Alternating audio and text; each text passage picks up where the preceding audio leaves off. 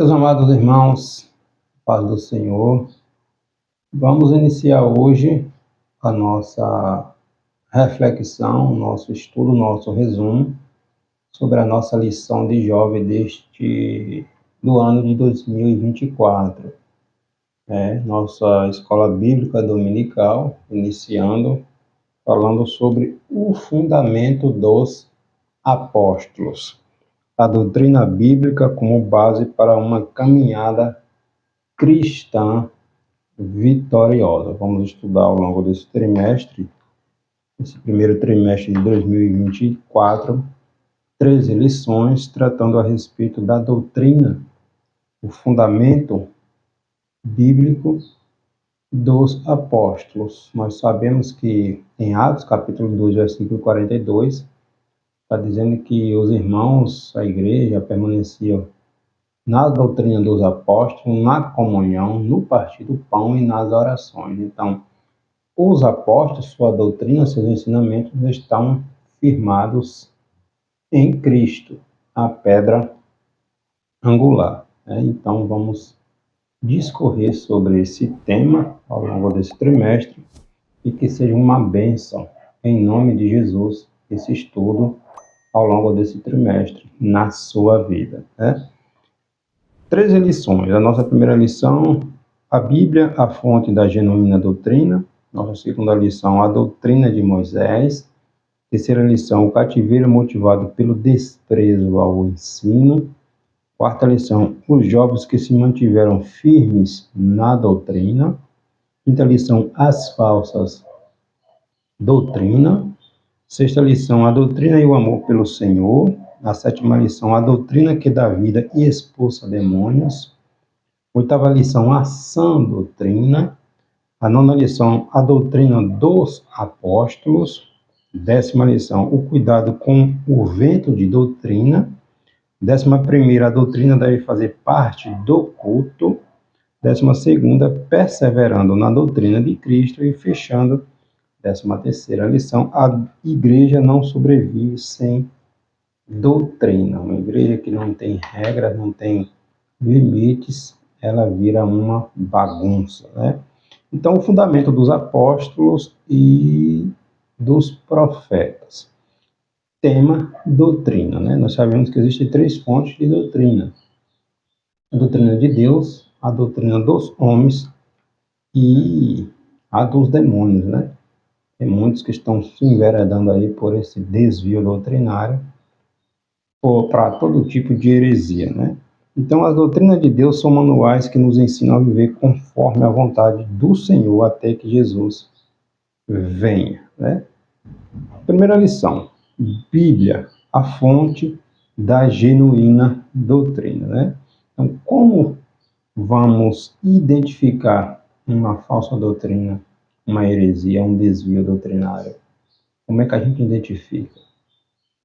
Pergunta interessante, Obviamente, quando a gente conhece a verdade, tudo aquilo que não é verdade passa a ser desvio, passa a ser heresia, passa a ser uma fonte ou um ensinamento herético. Então, quando a gente conhece a palavra de Deus, a gente se blinda, a gente é blindado contra falsas heresias ou falsos ensinos, Porque todo tipo de heresia ela é falsa.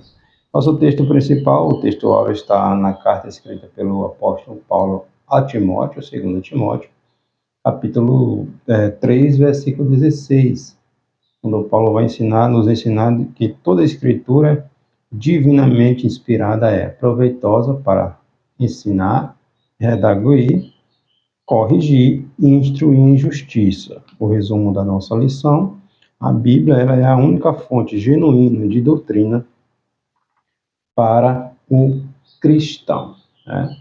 Os objetivos desta nossa lição é apresentar a origem da Bíblia, como ela foi formada, explicar a inspiração das Escrituras e destacar a Bíblia como fonte de doutrina, Alguém já havia citado, dizendo que todas as coisas necessárias para se tornar um cristão, viver como um cristão e crescer como um cristão estão claramente apresentadas na Bíblia. Então, a Bíblia é o nosso manual de regra, de fé e de prática. Se você é crente, é cristão e não estuda a Bíblia, não lê a Bíblia, não se familiariza com a Bíblia, que tipo de cristão você está sendo, né?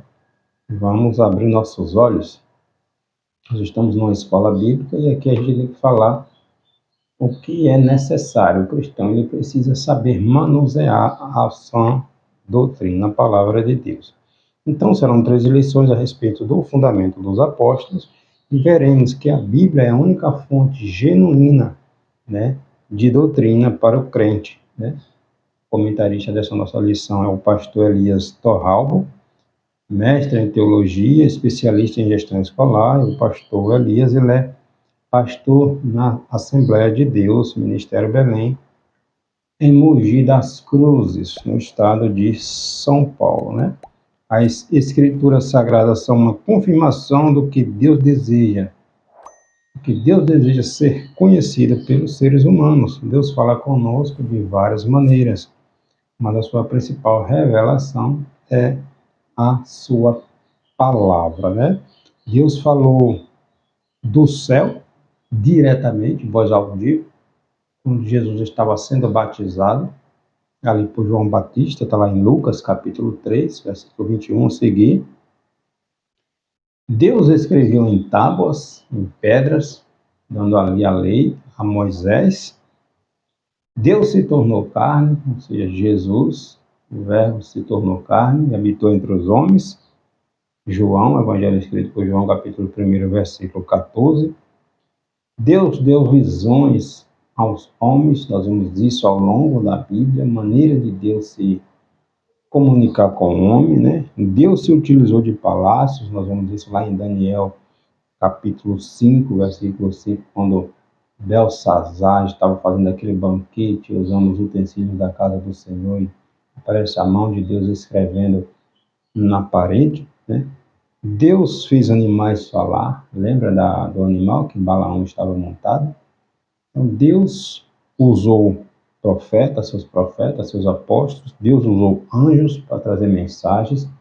Então, N formas, maneiras de Deus se comunicar com o homem. Todas essas citações aqui estão onde?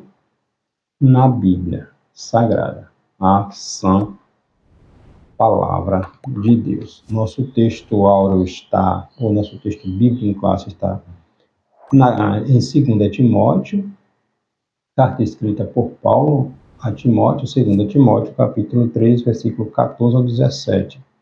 E, porém, permanece naquilo de que aprendeste, de que fostes ensinado, sabendo de quem o tens aprendido. E que, desde a tua meninice, sabe as sagradas letras, que podem fazer-te sábio para a salvação pela fé que há em Cristo Jesus. Toda a Escritura, ela é divinamente inspirada, ela é proveitosa para ensinar, para redarguir, para corrigir, para instruir em justiça, para que o homem de Deus seja perfeito e perfeitamente instruído em toda boa obra. Então, Paulo vai dizer, toda a Escritura divinamente inspirada é proveitosa para nos ensinar, nos repreender, nos corrigir, nos instruir na palavra de Deus. Então, toda a Escritura ela é inspirada, ou seja, respirada por Deus. É um conceito que quer dizer de fora para dentro, inspirada por Deus. Então, Deus é o autor da Bíblia Sagrada, escrita por homens, mas sob a inspiração do Santo Espírito de Deus, um dos livros mais antigos do mundo. Como é a palavra de Deus, ela mantém a sua integridade. Por quê? Porque Deus não erra. Deus não se equivoca, né? Louvado e exaltado é o nome do Senhor. O teólogo Weiner, ele vai dizer assim, a Bíblia nos diz o que Deus pensa sobre suas próprias palavras.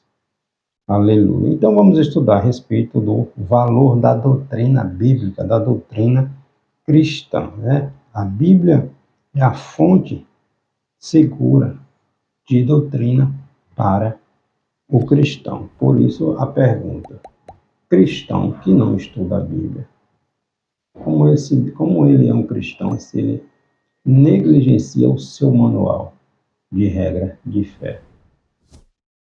Como ele vai saber identificar distorções, heresias, ensinos errados, se ele não conhece o manual que é a palavra de Deus, né? Então, quando a gente conhece a verdade, tudo aquilo que não contém na Bíblia precisa ser rejeitado, né? Se não está em concordância com o que a palavra de Deus diz, nós somos cristãos. Logo, cristão, ele professa a sua fé em Jesus Cristo. Jesus Cristo é Deus, né? Então, se a gente não estuda a Bíblia, não conhece um pouco da palavra de Deus, a gente precisa nos despertar, né? Então, nosso primeiro tópico é a origem da Bíblia, a definição do termo. As Escrituras Sagradas são uma confirmação de que Deus deseja ser conhecido por nós, pelo homem. Por isso, a revelação de si mesmo foi preservada de forma escrita em um livro, o qual denominamos Sagradas Escrituras, Bíblia Sagrada, a palavra de Deus, né? Então, qual é o significado da palavra Bíblia? Ou como se deu o seu desenvolvimento dentro da história, né? O vocábulo Bíblia ela tem origem na expressão grega, biblos, que quer dizer livro, ou ainda da forma diminutiva de biblion, né? Que quer dizer pequeno livro. E o termo Bíblia relaciona-se com biblos, de onde vem o nome dado à parte interna do papiro, material que era usado antigamente para escrever os livros. Então, inicialmente, os escritos eram feitos em papiros, né? Depois em pergaminhos, nós vemos isso lá, já no Novo Testamento, pergaminhos, e posteriormente, com a criação da impressão, passou-se a ser escrita em papel, né? Então, o termo bíblico relaciona-se com biblos, de onde vem o nome dado à parte interna dos papiros, que era o material usado na antiguidade para se escrever. E a Bíblia também ela é chamada, né, suas características divinas de escritura, santas escrituras, sagradas letras, e assim vai, né? Então, vários nomes é dado à palavra de Deus, mas ela é a palavra de Deus, né? A única palavra de Deus, a única profecia que nunca vai deixar de se cumprir, que nunca vai errar, é aquela que está na Bíblia. Aquelas que já se cumpriram, aquelas que estão se cumprindo e aquelas que irão se cumprir. Veja que nenhuma delas deixou de se cumprir, né? Nada do que está na Bíblia vai cair por terra. Tudo que consta ali já aconteceu, está acontecendo ou irá acontecer. Por quê? Porque isto? Porque é a palavra de Deus. E se Deus não erra, a Bíblia não erra, né? Louvado e exaltado é o nome do Senhor. Então, a origem literária da Bíblia, ela é a palavra de Deus aos homens, e como literatura, ela é um livro antigo, né? Seu formato original era de um rolo, vemos lá Jeremias 36, versículo 2, quando eu disse pelo Jeremias, meu rolo, né? Inicialmente, ela foi formada de um só livro, mas cada livro compunha um rolo individual, né? A invenção do papel ali no século II pelos chineses, e o desenvolvimento da imprensa, né? A imprensa era um papel impresso por Jonas Gutenberg, contribuíram para a junção de seus livros. Aqui só uma informação que é importante a gente saber, né? A Bíblia, a palavra de Deus, ela contém, sabemos, 66 livros, 39 compõem ali o cânon, o Antigo Testamento, e 27 o Novo Testamento. Foi escrito por 40 homens, 40 autores diferentes, em lugares, culturas, épocas diferentes, né, em 3 idiomas, né, o hebraico, o grego e uma parte ali de dialetos do aramaico, a partir dali do cativeiro babilônico, né, em 3 continentes e num período aí de aproximadamente 16 séculos, ou seja, 1.600 anos, né, com os mais variados temas, com uma unidade admirável e inigualável, né, e não se contradiz. Uma parte vai completando a outra. Como isto é possível? Existiam partes que alguns autores não conheciam, autores não se conheceram, né, de diferentes níveis culturais.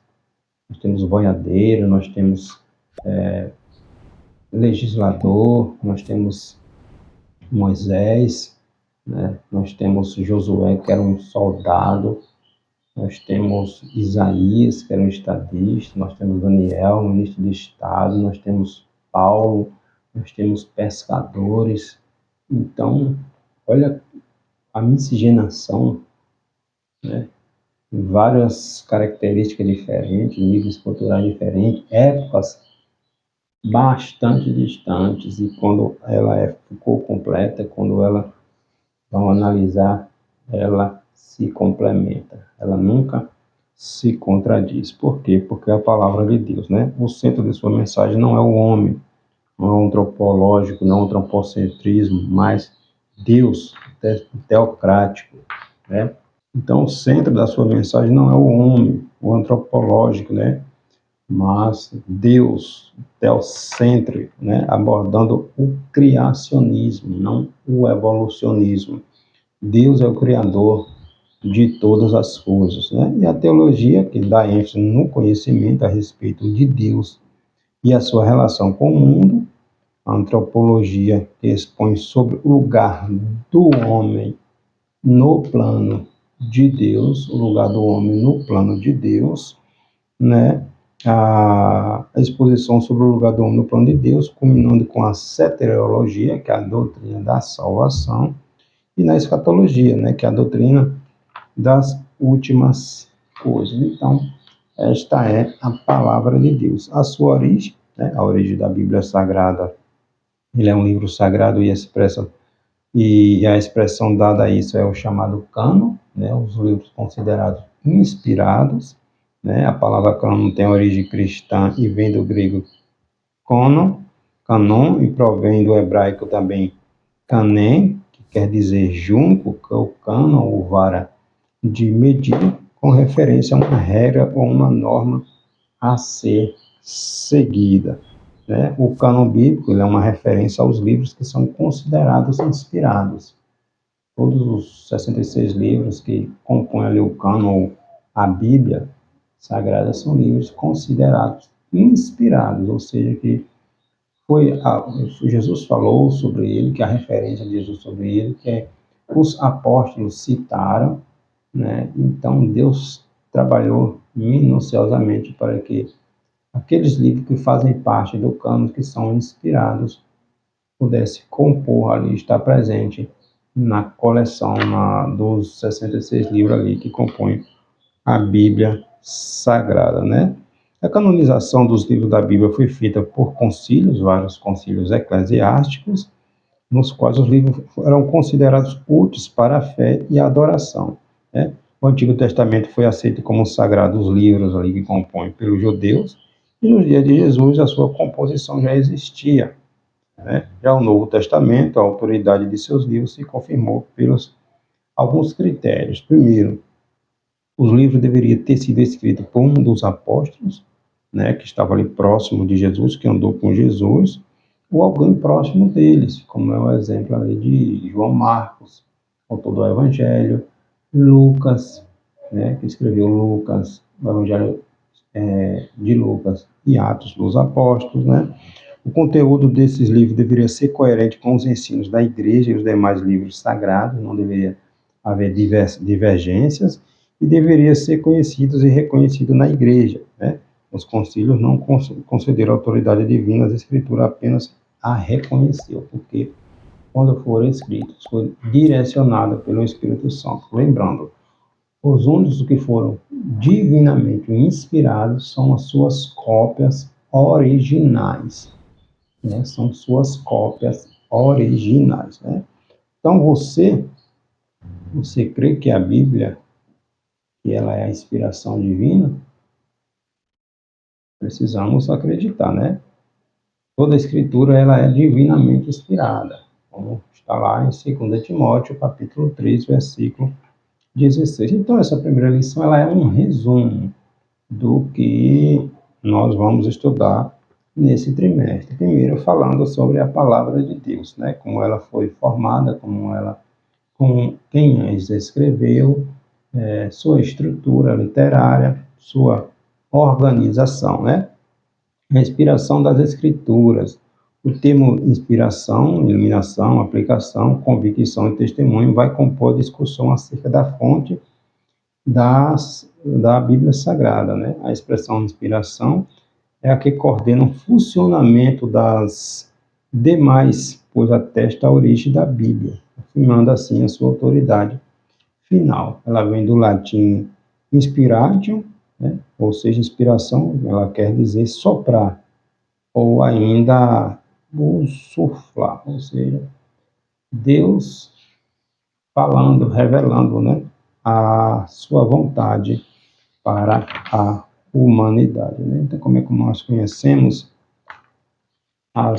identificamos novamente as inverdades, as mentiras, as heresias, quando a gente conhece a palavra de Deus, né? Ao afirmar que a Escritura é divinamente inspirada, o apóstolo Paulo, autor do livro de 2 Timóteo, está afirmando que ela foi idealizada e supervisionada diretamente pelo Espírito Santo de Deus, né? O motivo pelo qual ela é digna de toda aceitação, a palavra de Deus, a Bíblia Sagrada,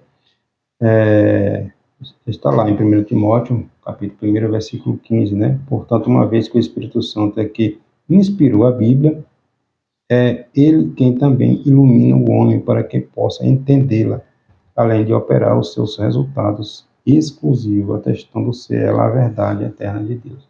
Então, a Bíblia Sagrada é o único livro que nós lemos na presença do seu autor, né? Ou seja, o Espírito Santo de Deus.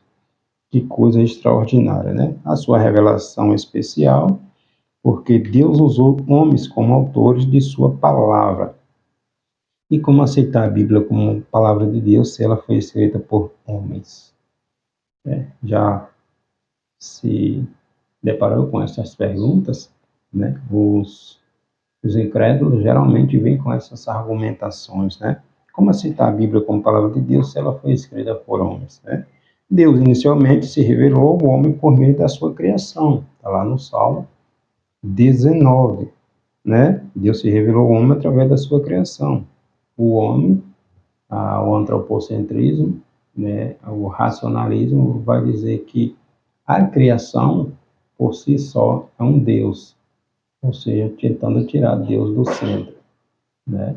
De que a criação é um Deus. Deus também se revelou pela palavra, né? A Bíblia Sagrada, por intermédio do Senhor Jesus Cristo, né? Que é o que denominamos de revelação especial, e a escolha de homens como autores da Bíblia é justificada pela estratégia divina em se dar a conhecer a humanidade, Deus se revelando através do homem, né? Tanto no Antigo quanto no Novo Testamento, Deus se comunicou oralmente com o homem. Nós vemos Deus falando através de jumenta, Deus falando através de anjo, através de visões, através da escrita, revelando ali a Moisés, a sua voz ali quando Jesus está sendo batizado. Então, N maneiras de Deus se revelando ao homem, né? E depois incumbiu das pessoas de fazer os registros da sua sagrada palavra, como por causa de Moisés escrevendo ali o Pentateuco. Então, os homens que escreveram a Bíblia foram chamados por Deus para esta tarefa, servindo ali como instrumento divino, né? 1 Pedro, capítulo 1, versículo 21, vai dizer que nenhuma profecia ela é de particular interpretação. Então, o canal usado, que Deus usou, foi o homem, né? Mas a autoridade, ela é divina, o que faz da Bíblia a palavra de Deus para os homens de todos os tempos, porque Deus usou o homem para escrever, mas sua inspiração, sua autoridade é divina, né? A natureza da Bíblia, ela é divina. Como afirmar a Bíblia? Como confirmar a natureza divina da Bíblia? Né? Há meios pelos quais a fonte divina da Bíblia pode ser constatada e aceita. Primeiro, sua unidade, ela não se contradiz, ela se completa, né? Sua mensagem sem igual, né? O cumprimento de suas profecias, o seu testemunho próprio.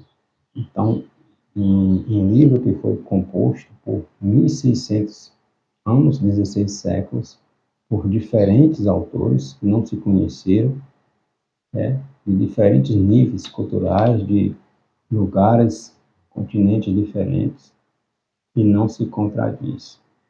Ela se completa, né? Como isso pode acontecer?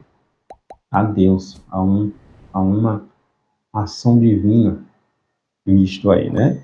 Mesmo tendo sido escrita por diferentes pessoas, nas mais variadas condições, e em diferentes épocas, unidades doutrinárias e estrutura, a Bíblia indica o inquestionável e necessária presença de um idealizador humano, um idealizador divino, né? Soberano, que conduziu a sua composição e estruturação. A mensagem das Escrituras também faz dela um livro divino, pois reafirma a perfeição de Deus, o estado da queda do homem e os seus efeitos, e o amor revelador de Deus através de Jesus Cristo, bem como o chamado ao homem para a redenção e para a esperança da vida eterna.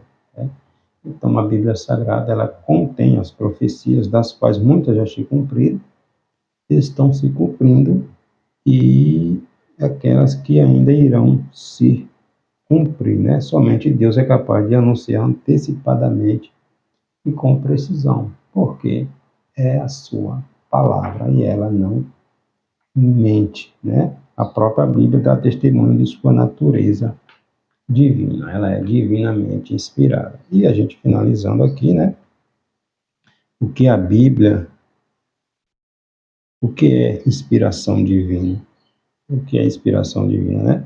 É o termo usado para a ação direta de Deus sobre os escritores bíblicos, embora esteja ali a individualidade de cada um, né, daqueles que escreveram, foram ao mesmo tempo movidos, guiados e guardados pelo Espírito Santo de Deus, né? A suficiente palavra de Deus para a humanidade. Então, nós vemos algo do seu autor, no caso, os escritores, né, suas perspectivas, estilos, temperamento, entre outros, mas toda ela traz o selo do impulso de Deus, para indicar que por trás do interior da obra do autor humano está ali a orientação do próprio Deus, né? Então, porque a profecia nunca foi produzida por vontade nenhuma de homem.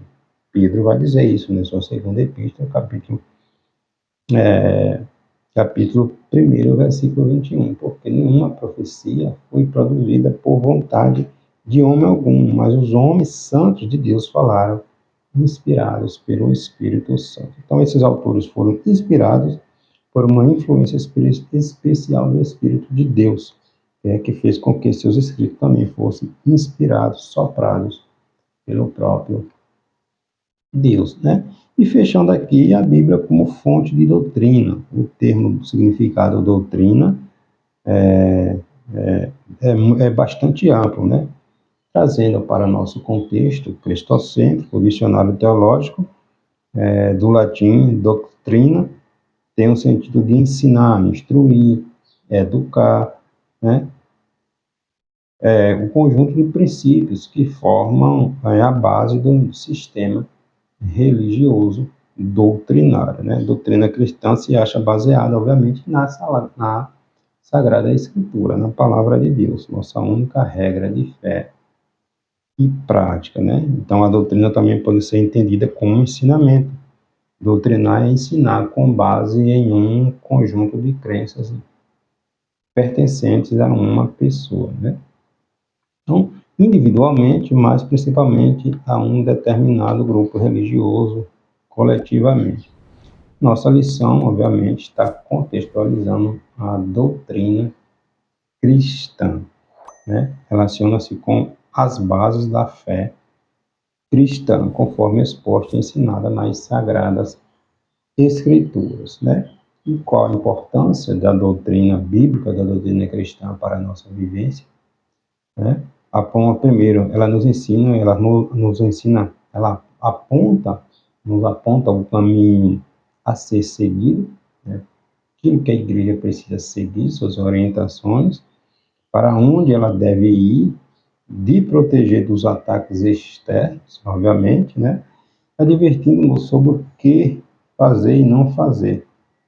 Então, a doutrina, ela te orienta, te diz as normas, as orientações, porque ela está baseada num princípio ético-moral, divino e espiritual, que é a palavra de Deus, né? Historicamente, as doutrinas bíblicas surgiram e se consolidaram como resposta às ameaças e defesa aos ataques à unidade da fé cristã, cristocêntrica, né?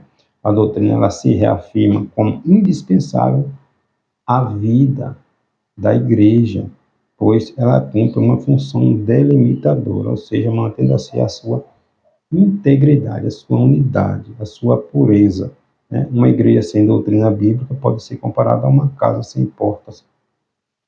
Quais características? É a ausência de limites e a presença marcante da desastrosa falta de ordem, né? Então, a Bíblia, ela é a fonte doutrinária da igreja, né? A Bíblia é um instrumento de comunicação de Deus com o homem, que se dá por duas dimensões, com o homem em geral e com a igreja em particular. A ordem de Jesus é para que este evangelho fosse pregado a todos os povos, todo mundo, né? Grande comissão, Marcos capítulo 16, versículo 15. E assim como Paulo afirmou que compartilharia o mesmo evangelho com os irmãos que estavam em Roma. Então, o evangelho a ser pregado ao pecador é o mesmo a ser ensinado na igreja, cuja fonte é uma só, Deus, a palavra de Deus, a Bíblia Sagrada, né? Então, doutrina é ensinamento. As palavras de Paulo confirmam que a Bíblia é a fonte de toda sã doutrina, né? De toda doutrina cristã. Está lá em 2 Timóteo, capítulo 3, versículo 16. Toda a escritura divinamente inspirada, ela é proveitosa para nos ensinar, nos redarguir, nos repreender, né? Nos corrigir, ou seja, se estamos tomando a direção errada, ela nos mostra a direção certa, né? E nos instruir em justiça. Então, a Bíblia Sagrada, ela é o nosso manual, o nosso norte, a nossa orientação, porque é Deus dizendo, ó, Cláudio, segue a minha palavra te ensina, te corrige, te repreende, te instrui, te diz como viver, o que evitar e para onde ir. Então, Jesus disse em João, Evangelho escrito por João, capítulo 14, versículo 16, eu sou o caminho, eu sou a verdade, eu sou a vida. Em João, novamente, capítulo 17, versículo 17, Jesus diz, a tua palavra é a verdade. Ou seja, a Bíblia Sagrada é a divina inspiração de Deus para o homem, a sua palavra, é o meio de Deus se revelar também ao homem. Então, se nós negligenciamos, não damos crédito, não estudamos a Bíblia Sagrada, que tipo de cristão somos? Como vamos identificar ou nos livrar de falsos ensinos ou de heresias se a gente não conhece a verdade, né? Vamos nos despertar. Amém? Deus abençoe.